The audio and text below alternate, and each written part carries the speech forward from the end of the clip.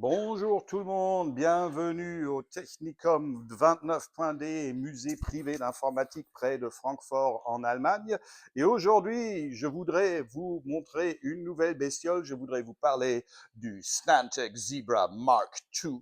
Ce n'est pas un droïde de combat style Goldorak japonais, malheureusement, mais c'est ce truc-là. Donc tout ce que vous voyez, un instant, tout ce que vous voyez sur l'écran, là, c'est un ordinateur. Stantec Zebra Mark II, ça date de la fin des années 50, début des années 70. Ce modèle-là, c'est le Mark II parce qu'il est déjà transistor. Le Mark I était encore au tube. Oui, au tube.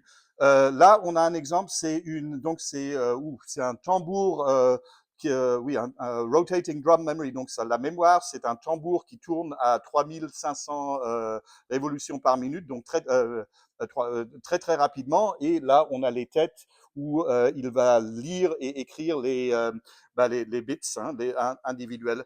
Et avec ça, dans ce temps-là, pour rentrer des programmes, c'était du papier, c'était du ruban papier. Plus tard, ils ont rajouté ça, une sorte de TEDx pour rentrer, mais la plupart du contrôle et de la programmation se font avec un bit. Voilà, je vais mettre mon octet à la main, et si il y en a pour 2 tonnes, 3 tonnes, il n'est pas fonctionnel, entre autres, parce que justement, il n'y a pas de documentation, et il faudrait prendre voilà la mémoire qui est vraiment dans la machine. On voit l'axe ici, et simplement de remettre ça en marche sans documentation, ça va être des tensions, ça va être de l'haute tension, ça va être des valeurs complètement farfelues, et c'est 40 kilos qui tournent à une vitesse inouïe. Si ça marche pas bien, ça part dans tous les sens. Donc voilà, là aussi on a les logic boards et ce genre de choses, mais impressionnant, Stantec Zebra Mark II. Deux petites choses intéressantes quand même à savoir. Donc le nom Zebra,